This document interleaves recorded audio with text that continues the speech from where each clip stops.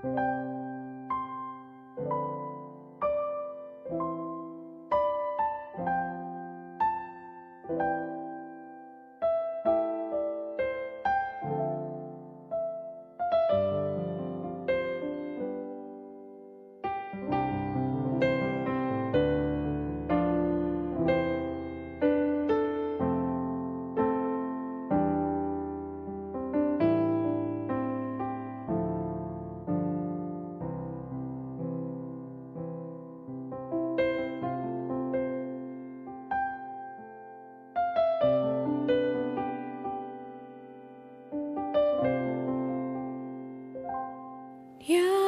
pimpinku, oh manisnya penuhlah hiburan surga. Apa, kapan, mana saja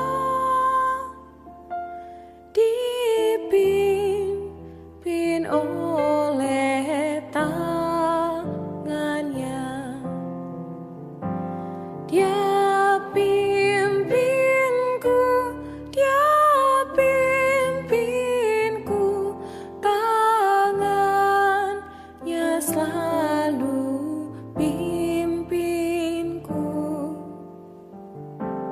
Mutlak patuh ku ikut terus, karena tangannya pimpinku. Kadang terasa derita, kadang terasa gembira, lancar atau badai ombak, tetap dipimpin tangannya. Dia pimpinku, dia pimpinku, tangannya selalu pimpinku. Mutlak patuh ku ikut terus, karena tangannya pimpinku.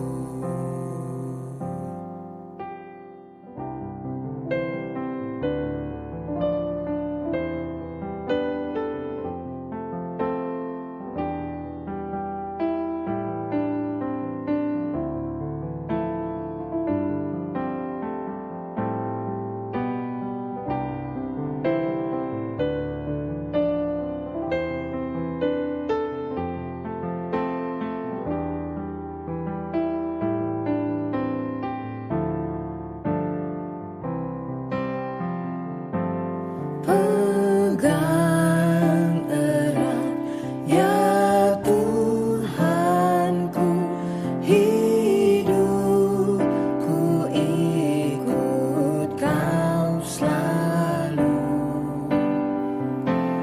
Bahagia susah terserahmu, asal tanganmu pimpinku. Dia pimpinku, dia pimpinku, tangannya selalu pimpinku. Mutlak patuh ku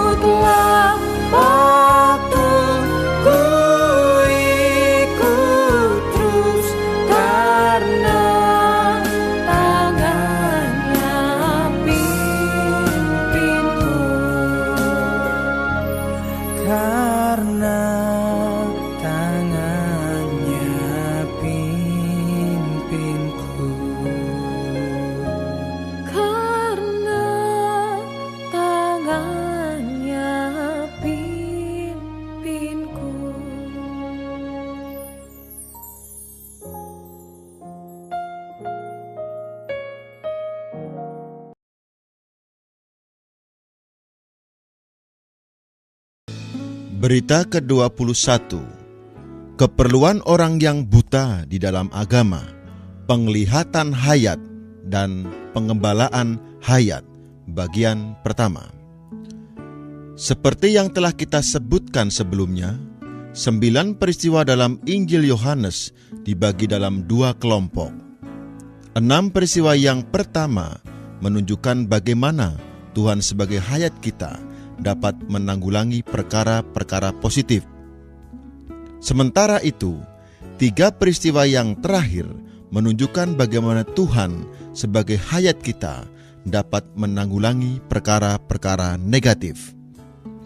6 peristiwa yang pertama menampakkan Tuhan sebagai hayat adalah untuk melahirkan kembali, memuaskan, menyembuhkan, menghidupkan, merawat, dan meleraikan haus. Keenam tanda ajaib ini menyusun satu kelompok karena mereka berkaitan dengan aspek-aspek positif hayatnya. Ketiga peristiwa terakhir menanggulangi perkara-perkara negatif dari dosa, kebutaan, dan kematian. Dosa menyebabkan kebutaan dan berkesimpulan pada kematian. Karena itu, ketiganya ini, dosa, kebutaan, dan kematian, bersama-sama membentuk satu kelompok yang menunjukkan bagaimana Tuhan yang adalah hayat kita menanggulangi perkara-perkara negatif. Dalam 6 peristiwa yang pertama, Tuhan membawa kita kepada segala sesuatu yang positif. Tetapi dalam ketiga peristiwa yang terakhir, Tuhan melepaskan kita dari segala sesuatu yang negatif, karena Ia melepaskan kita dari dosa, kebutaan, dan kematian. Menurut Yohanes pasal 20 ayat 30-31, penulis menyatakan bahwa Yesus membuat banyak tanda mukjizat. Dari semua tanda mukjizat ini, penulis hanya memilih 9 tanda mukjizat. Karena itu, tanda-tanda mukjizat ini seharusnya sangat bermakna dan urutan penyajian mereka juga sangat bermakna. Sebagai contoh, peristiwa pertama adalah perihal kelahiran kembali, dan peristiwa terakhir adalah perihal kebangkitan dari maut. Jadi, peristiwa pertama membicarakan kelahiran kembali adalah permulaan hayat, dan yang terakhir membicarakan kebangkitan adalah setelah berakhirnya hayat. Lebih jauh lagi, dalam kelompok peristiwa yang terakhir, dosa diletakkan di tempat pertama di antara perkara-perkara negatif lainnya, karena dosa merupakan asal kebutaan dan kematian. Kebutaan berasal dari dosa, dan kematian merupakan akhir dari dosa. Dalam berita ini, kita akan membahas masalah kebutaan. Sejumlah pembaca Alkitab tidak jelas bahwa Yohanes pasal 10 merupakan lanjutan Yohanes pasal 9.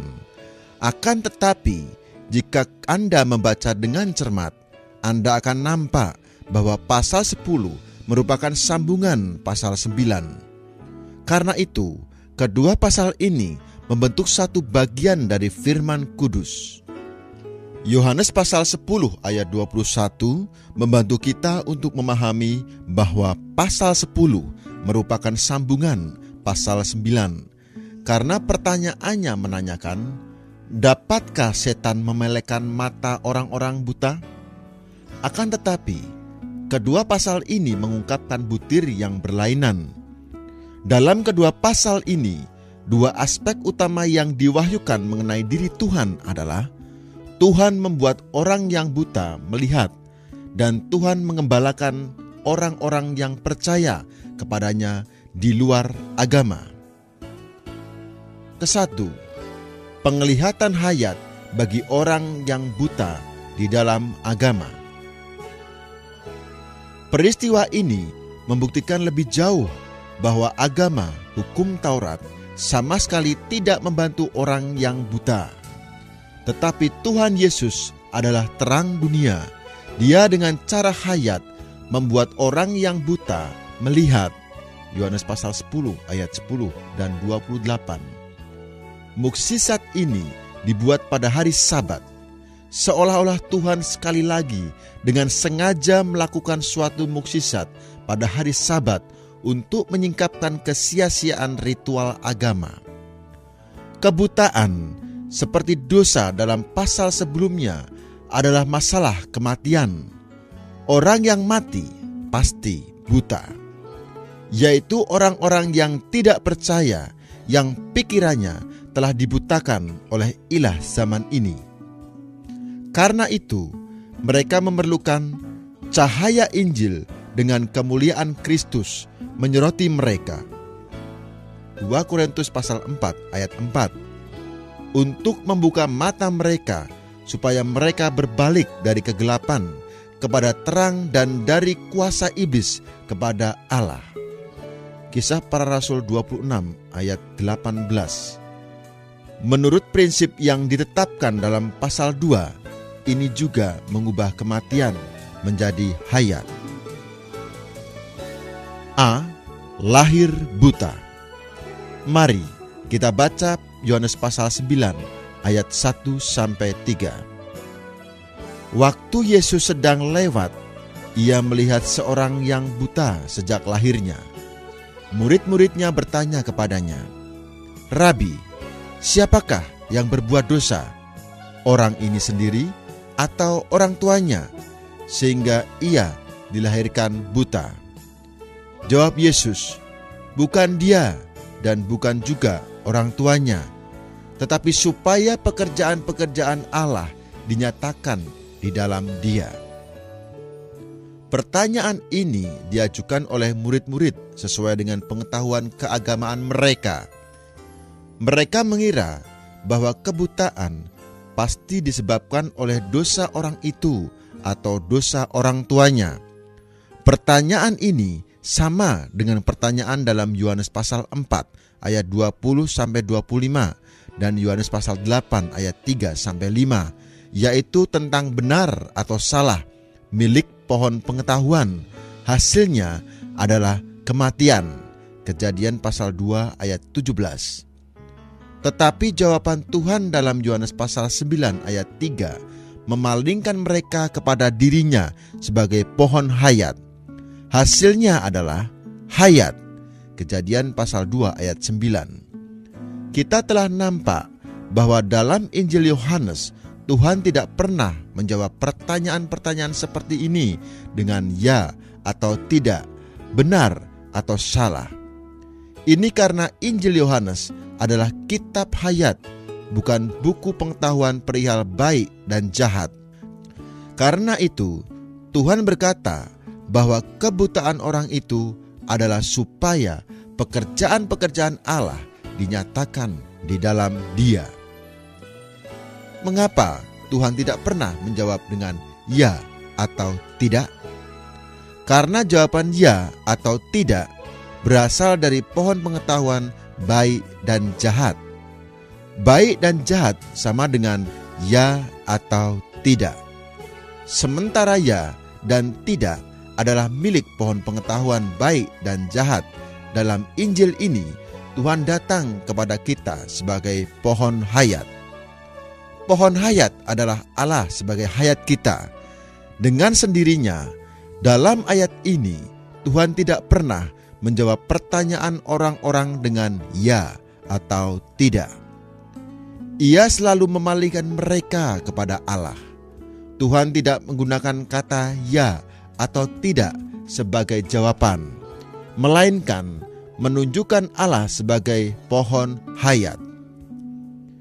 Jawaban Tuhan dalam Yohanes pasal 9 ayat 3 membawa murid-muridnya secara langsung kepada Allah, yaitu membawa mereka kepada pohon hayat. Pada saat itu, murid-murid masih sangat agamawi. Mereka dipenuhi oleh konsepsi-konsepsi keagamaan mereka, milik pohon pengetahuan baik dan jahat.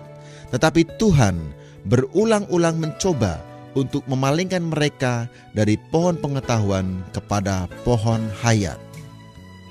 Khusus untuk hal ini, murid-murid berada di bawah pelatihan Tuhan selama 3,5 tahun. Namun, ketika waktu itu telah lewat, satu di antara murid-murid, Petrus, masih belum sama sekali terlepas dari konsepsi-konsepsi agama. Karena dalam Kisah Para Rasul pasal 10 ayat 9-16, kita mengetahui bahwa Petrus masih agamawi, masih dipengaruhi oleh pengetahuan baik dan jahat. Mungkin saja kita menganggap diri kita bebas dari pohon pengetahuan, tetapi sekarang pun kebanyakan dari kita masih di bawah pengaruh ini. Ketika kita masih sebagai orang berdosa, kita kehilangan penglihatan kita dan tidak dapat melihat apapun. Kebutaan kita disebabkan oleh alamiah kita yang berdosa. Dalam Yohanes pasal 9, orang itu dilahirkan buta. Ini menunjukkan bahwa kebutaan sudah ada dalam pembawaan alamiah manusia sejak lahir. Kita, orang-orang berdosa, adalah buta sejak semula karena kita dilahirkan sebagai orang yang demikian.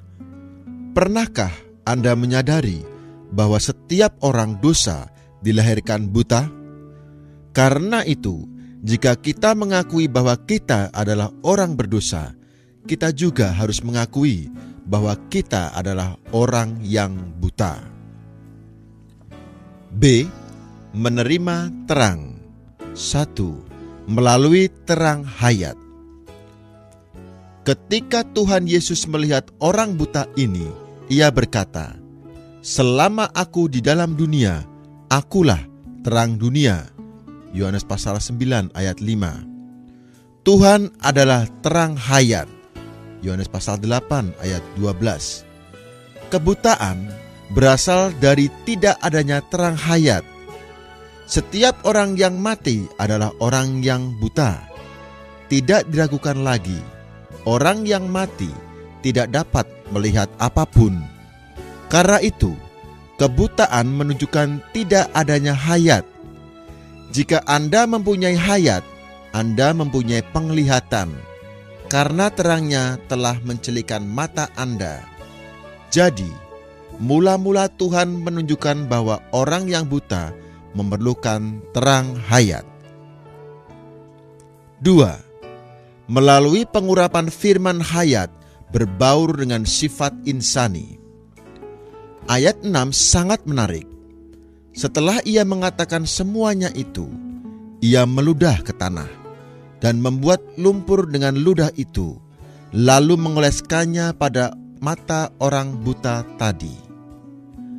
Ketika saya masih sebagai orang Kristen muda, saya tidak mengerti makna ayat ini dan geli dengan apa yang Tuhan perbuat. Apa yang diperbuatnya sangat aneh.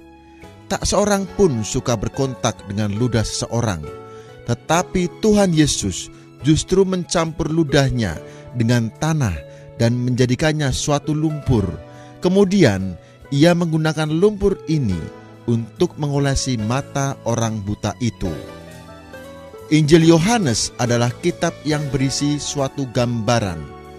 Janganlah kita memahaminya hanya berupa huruf hitam di atas kertas putih. Kita harus berdoa dan menengadah kepada Tuhan agar kita boleh mendapatkan makna yang sebenarnya. Saya tidak dapat memberitahu Anda berapa banyak waktu yang telah saya gunakan untuk mempelajari hal ini. Dalam upaya saya untuk memperoleh suatu penjelasan, saya memeriksa bermacam-macam buku, tetapi tidak sebuah buku pun yang menyinggung soal ini. Suatu hari, kira-kira tahun 1949, saya nampak masalah perbauran hayat ilahi dengan insani. Kata perbauran, mingling, ini telah kita pakai sejak saat itu. Jika Anda ke toko buku Kristen, Anda tidak akan mendapatkan satu buku pun yang membicarakan tentang perbauran. Kebanyakan buku-buku itu membicarakan kesatuan dengan Kristus. Tak satu buku pun yang membicarakan masalah perbauran ini. pada tahun 1958, kali pertama saya mengunjungi Amerika Serikat, saya menyampaikan berita perihal perbauran hayat ilahi dengan insani. Seorang pengkhotbah lulusan Oxford segera mengoreksi bahasa Inggris saya. Ia mengatakan, perbauran bukanlah kata yang tepat. Seharusnya memakai kata-kata bergaul bersama, co-mingle. Saya menjawab, apakah kata ini merupakan kata yang tepat dalam bahasa Inggris? Aku tidak begitu pasti karena bahasa Inggris bukan bahasa ibuku. Tetapi aku tahu bahwa ada fakta yang demikian antara hayat ilahi dengan insani. Di kemudian hari, saya memperoleh konfirmasi, penegasan dari kitab Imamat bahwa perbauran adalah kata yang tepat. Istilah perbauran ini dipakai dalam Imamat pasal 2 ayat 5. Jikalau persembahanmu merupakan kurban sajian dari yang dipanggang di atas panggangan, haruslah itu dari tepung yang terbaik, diolah atau dibaurkan dengan minyak berupa roti yang tidak beragi. Ini merupakan suatu lambang. Tepung yang terbaik melambangkan keinsanian Tuhan Yesus. Minyak melambangkan Roh Kudus, yaitu keilahian Tuhan Yesus. Karena itu, dalam persona Tuhan Yesus ada perbauran antara keilahian dan keinsanian. Jadi, kali kedua saya mengunjungi Amerika Serikat, saya mulai dengan berani membicarakan perihal perbauran hayat ilahi dengan keinsanian kita. Ada orang mengingatkan saya untuk tidak mengatakan lebih banyak tentang ini, melainkan tetap pada batasan tentang persamaan dan persatuan. Saya berkata, saudara-saudara, aku tidak mau konsepsi manusia, aku hanya mau firman yang murni. Bagaimana dengan Imamat pasal 2 ayat 2? Tepung yang terbaik yang dibaurkan dengan minyak. Janganlah datang kepadaku. Anda harus pergi kepada Musa. Ia adalah orang pertama yang memakai istilah ini. Mulai tahun 1963, Tuhan memberi saya beban untuk menerbitkan majalah yang berjudul The Stream. Berulang-ulang kami dalam majalah tersebut membicarakan perihal perbauran. Sekarang banyak orang yang menerima pemikiran ini. Sekarang kita kembali ke Yohanes pasal 9 dan menerapkan padanya perihal konsepsi perbauran ilahi dengan keinsanian. Lumpur dalam pasal 9 ayat 6 dalam bahasa aslinya sama dengan tanah liat dalam Roma pasal 9 ayat 21, melambangkan sifat insani. Manusia adalah tanah liat. Kita semua adalah tanah liat. Apakah ludah itu? Ludah di sini keluar dari mulut Tuhan. Matius pasal 4 ayat 4 melambangkan perkataan-perkataan yang adalah roh dan hidup.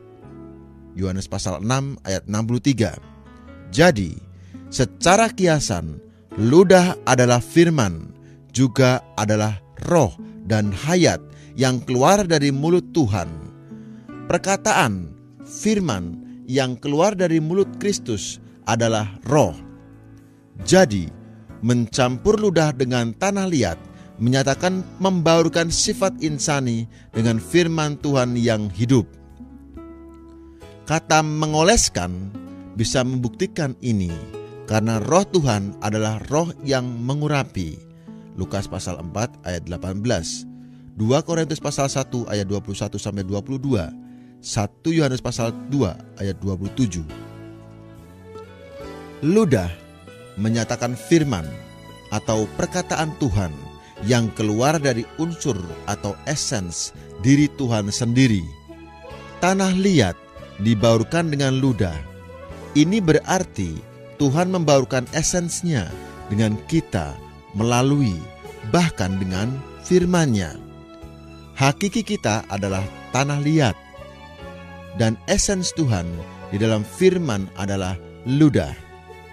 Dulu, ketika kita adalah orang dosa, kita mati. Tetapi kita mendengar firman Tuhan, firman-Nya masuk ke dalam kita, manusia tanah liat.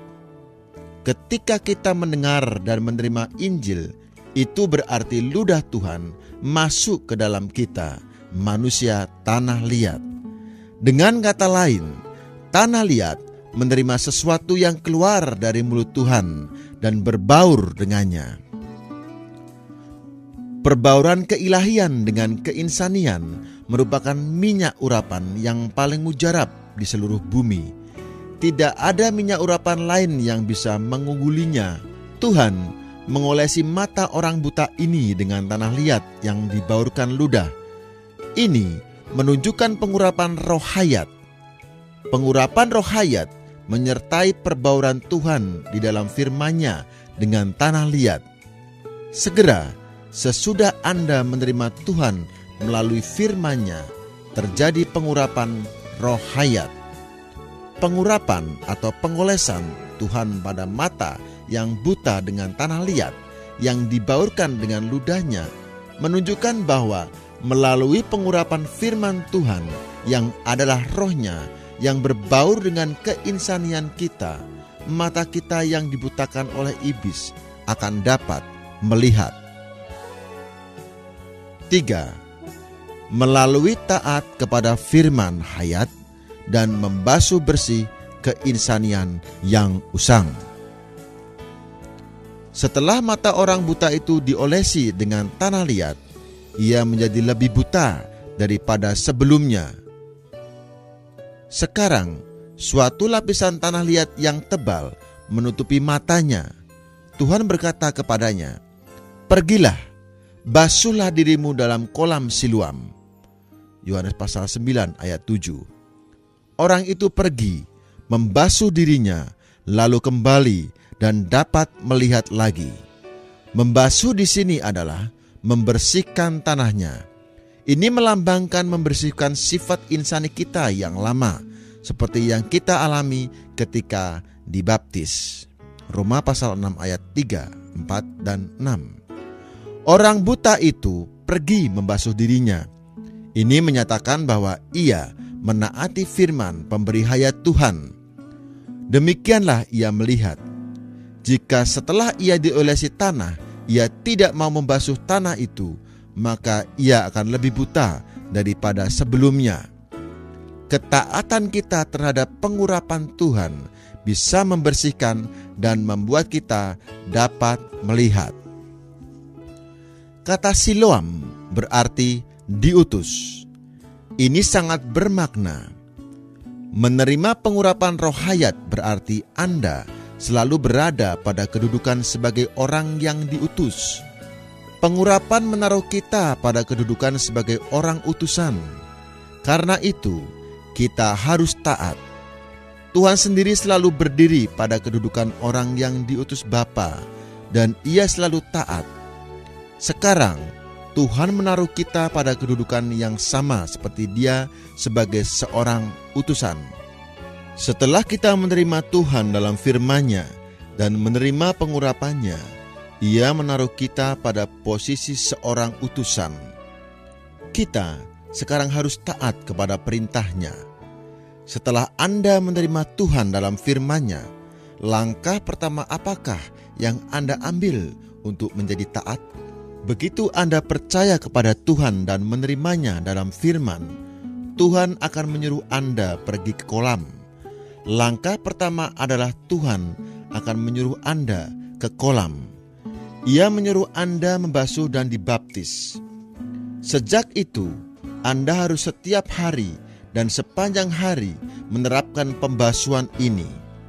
Hari demi hari, Anda harus menyadari bahwa Anda adalah orang yang dibasuh sepanjang hari. Bahkan, hari ini pun saya telah dibasuh beberapa kali.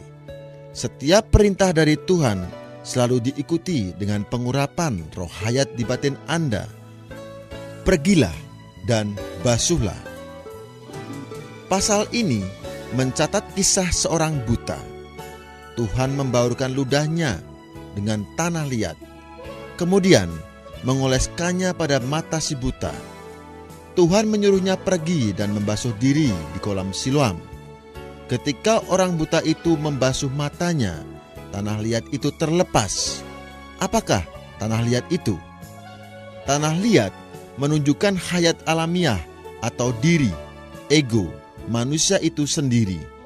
Saat Anda dibaptis, manusia lama, tanah liat yang lama itu dibasuh bersih. Setelah pembasuhan, manusia lama ini dikubur di dalam air. Manusia lama Anda dikubur di dalam air setelah Anda dibaptis. Akan tetapi, tahukah Anda bahwa Anda juga harus menerapkan pembasuhan baptisan ini setiap hari? Dalam kehidupan Kristiani Anda setiap hari, Anda harus menerapkan pembasuhan baptisan ini dengan menaruh diri sendiri dan sifat alamiah manusia lama Anda di dalam air kematian. Anda harus ingat bahwa pengurapan yang di dalam selalu menuntut Anda menerapkan pembasuhan baptisan atas diri Anda. Jika Anda tidak melakukan hal ini, Anda tidak akan pernah dapat menjadi orang yang taat untuk mengikuti pengurapan itu. Pengurapan di dalam selalu menuntut Anda pergi ke Siloam dan menaruh diri Anda kepada kematian. Anda harus mengubur diri Anda seperti tanah liat di dalam air kematian. Boleh jadi Anda menerima pengurapan pagi ini. Jika Anda mengabaikan pembasuhan baptisan terhadap diri Anda sendiri, Anda tidak dapat menaati pengurapan tersebut.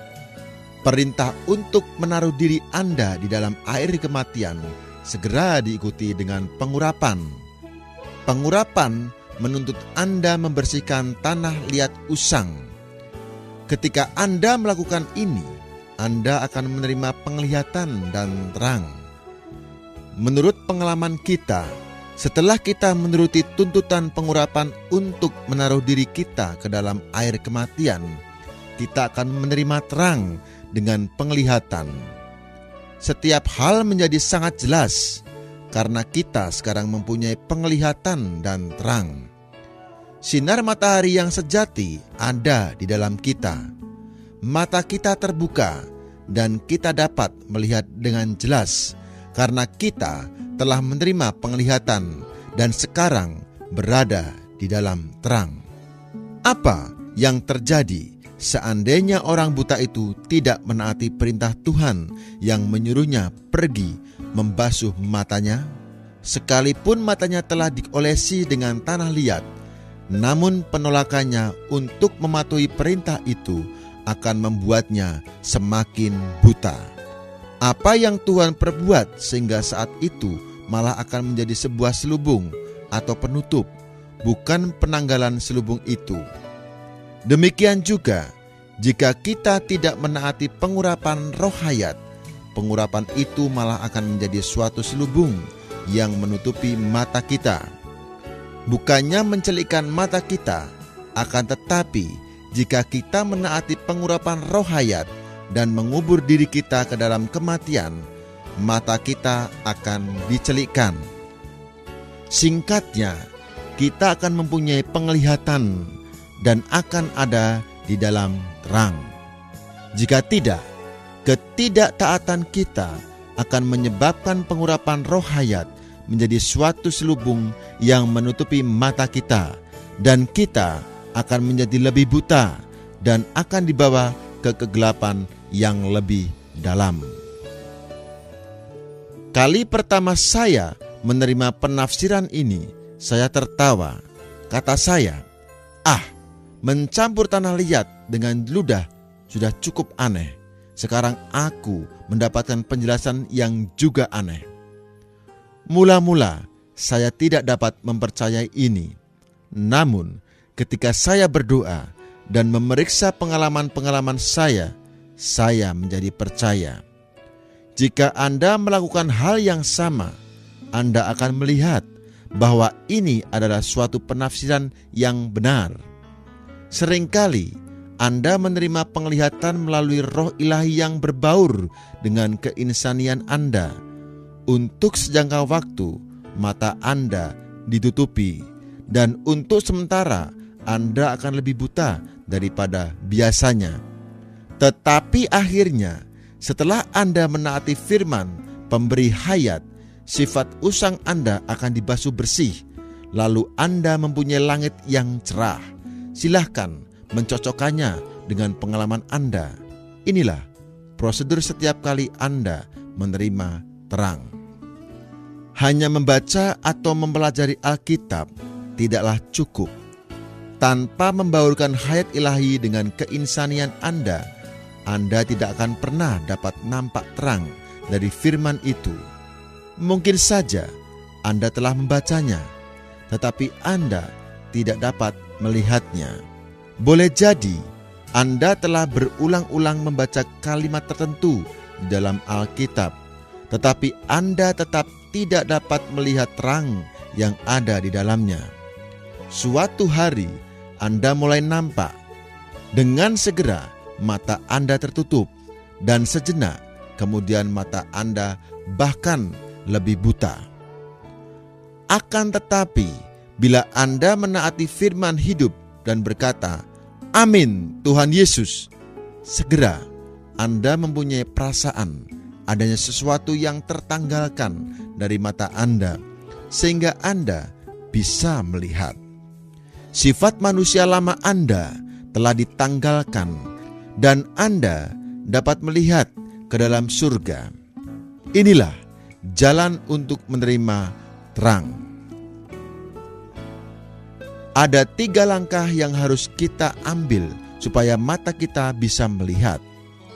Pertama-tama, tanah liat harus diterima dan dibaurkan dengan ludah. Dengan kata lain, Anda, manusia lama, tanah liat, harus menerima firman Tuhan sebagai ludah dan dibaurkan dengan Tuhan di dalam firman-Nya. Kemudian, langkah kedua menyusul, yaitu setelah Anda menerima Tuhan dalam firman-Nya, Anda akan mempunyai pengurapan.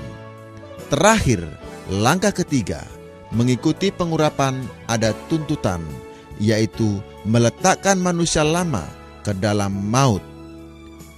Tanah liat yang usang itu harus ditaruh ke dalam air kematian.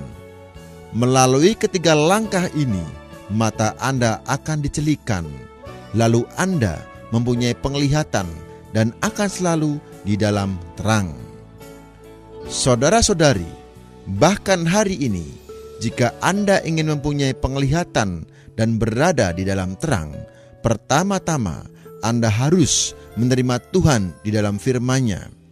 Meskipun Anda sudah dilahirkan kembali, Anda harus menerima Tuhan di dalam firman-Nya dan semakin berbaur dengannya. Anda tetap masih adalah tanah, dan Anda memerlukan ludah yang keluar dari mulut Tuhan yang menunjukkan esens diri Tuhan. Setiap kali Anda menerima Tuhan ke dalam firman-Nya, pengurapan akan muncul. Kemudian, pengurapan akan menyuruh Anda sebagai orang yang berasal dari tanah liat untuk menaruh diri Anda ke dalam air kematian dan berdiri pada kedudukan seorang utusan. Seorang utusan tidak bertindak menurut kehendaknya sendiri, melainkan menurut kehendak orang yang mengutusnya. Sebagai seorang utusan, ia harus bekerja dan bertindak menurut pengutusnya. Apa yang dilakukan seorang utusan bukanlah sesuatu yang menurut kehendaknya sendiri, melainkan menurut orang yang mengutusnya. Jangan menganggap kisah penyembuhan orang yang buta ini sebagai sesuatu yang biasa. Ketika saya masih muda, saya mengira kisah ini adalah sesuatu yang biasa dan bahkan lucu. Seandainya saya ada di sana, mungkin saya tidak akan membiarkan Tuhan melakukan hal itu. Saya akan berkata, perbuatan ini sangat tidak sehat dan tidak bersih. betapa menjijikan, bukan main kotornya. Lumpur dan ludah, keduanya kotor. Anda telah menaruh barang-barang yang kotor pada matanya. Tidak, aku tidak ingin mengerjakan ini. Kisah ini nampaknya lucu, tetapi dengan pertolongan Roh Tuhan, kita dapat mengerti prinsip yang mengagumkan yang terkandung di dalamnya. Agar kita dapat nampak, pertama-tama kita harus menerima dan berbaur dengan Tuhan di dalam firman-Nya. Kemudian, kita akan memiliki pengurapan roh hayat di dalam kita yang akan menaruh kita pada kedudukan seorang utusan. Kita akan rela mengesampingkan diri sendiri dan menyisihkan tanah liat yang ada di dalam kita. Kita akan rela dikubur dalam air kematian, menaruh diri di dalam kematian. Akhirnya, penglihatan kita akan dipulihkan dan kita akan menikmati terang. Kita harus setiap hari hidup berdasarkan prinsip ini, yaitu mengubah kematian menjadi hayat. C. Dianiaya oleh agama. Memperoleh penglihatan merupakan perkara yang baik. Akan tetapi, bersiaplah untuk menghadapi penganiayaan agama yang buta. Orang buta yang memperoleh penglihatannya itu diusir. Yohanes pasal 9 ayat 34. Berarti memecat, mengasingkan dia dari perhimpunan orang Yahudi. Ini justru melepaskan dia dari kandang, seperti yang diucapkan Tuhan dalam Yohanes pasal 10 ayat 3-4. Meskipun ia dipecat dari agama Yahudi, tetapi ia diterima oleh Tuhan Yesus. D. Percaya kepada Putra Allah. Orang buta itu percaya kepada Yesus sebagai Putra Allah. Yohanes pasal 9 ayat 35-38. Ia menerima penglihatannya karena suatu kepercayaan yang tidak jelas. Ia percaya, tetapi tidak jelas. Ia polos dan apa adanya. Ia percaya, namun tidak benar-benar mengenal siapa Yesus itu. Ia percaya secara polos. Meskipun ia tidak cukup mengenal siapa Yesus, namun ia percaya bahwa Yesus adalah seorang yang istimewa. Karena itu, ia berbantahan dengan orang-orang Farisi tentang hal ini, dan akhirnya orang-orang Farisi mengusirnya. Kemudian Tuhan Yesus menemuinya dan bertanya, "Percayakah engkau kepada Anak Manusia?" Yohanes pasal 9 ayat 35. Jawab orang buta itu, "Siapakah dia, Tuan, supaya aku percaya kepadanya?" Yohanes pasal 9 ayat 36. Ia percaya, namun ia tetap tidak mengenal Tuhan Yesus. Kemudian Tuhan berkata kepadanya, "Engkau bukan saja melihat dia, tetapi dia yang sedang berkata-kata dengan engkau, dialah itu." Yohanes pasal 9 ayat 37. Kemudian orang buta itu berkata, "Aku percaya Tuhan." Ia pun sujud menyembahnya. Yohanes pasal 9 ayat 38. Ia percaya Yesus itu Putra Allah. Jadi, orang buta itu bukan hanya menerima penglihatannya, dirinya pun diterima Tuhan Yesus. Ini berarti bahwa Tuhan sebagai gembala masuk dalam kandang, melihat seekor domba kecil yang buta, kemudian mencelikan matanya dan memimpin domba itu keluar dari kandang. Di satu pihak, domba itu diusir, tetapi di pihak lain, Tuhan membawanya keluar. Tuhan bukannya membawa dia keluar dari neraka, melainkan dari kandang. Seperti yang akan kita lihat lebih lanjut dalam berita berikutnya, kandang ini adalah agama Yahudi, agama yang memelihara hukum Taurat.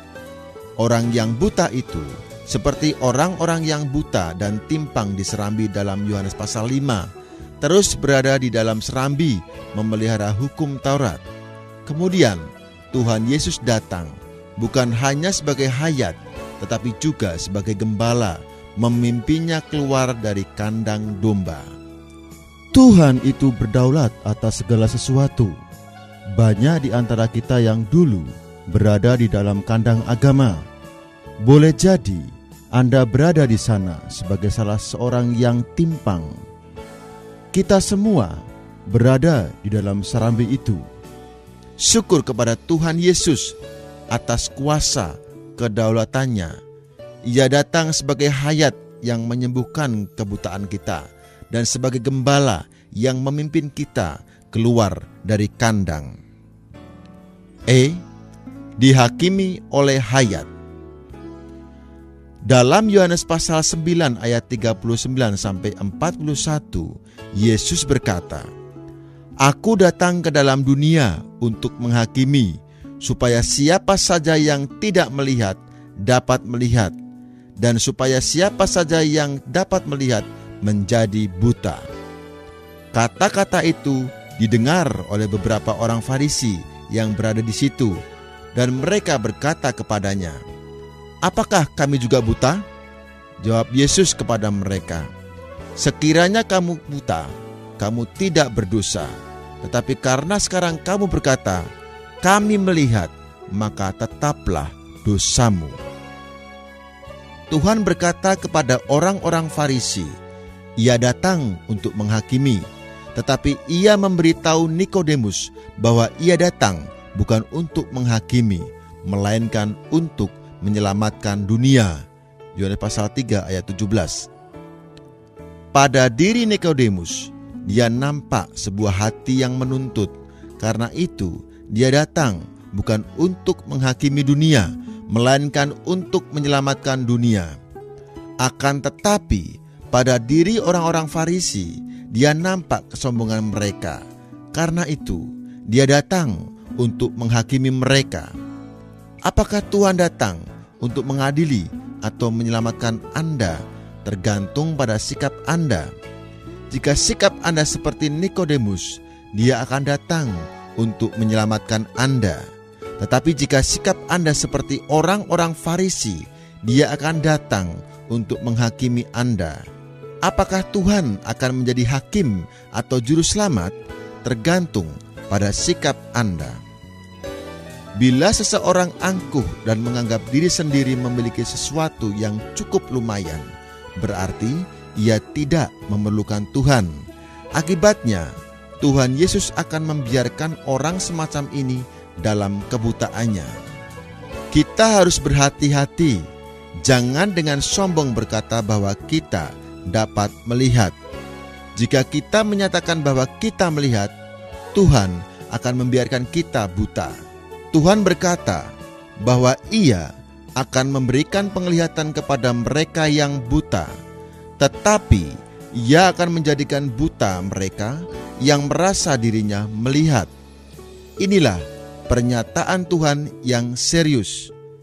Jadi, kita harus rendah hati dan jangan sombong. Kesombongan berarti kebutaan dan kegelapan. Amin.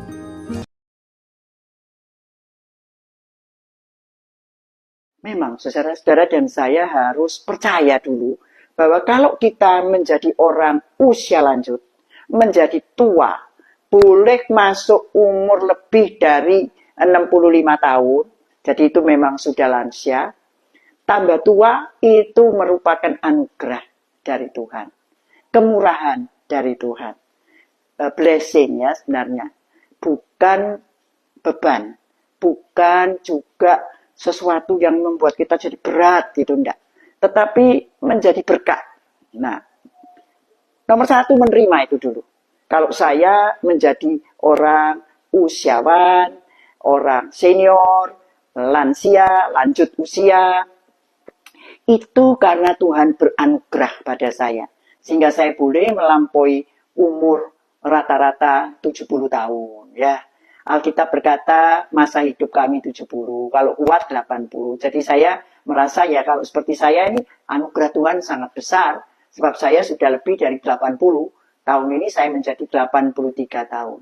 Jadi kata kunci pertama di dalam kita menjalani usia lanjut ini dengan penuh syukur kepada Tuhan dan menikmati masa tua kita itu adalah dengan menerima dulu keberadaan kita sebagai seorang yang makin hari makin tua.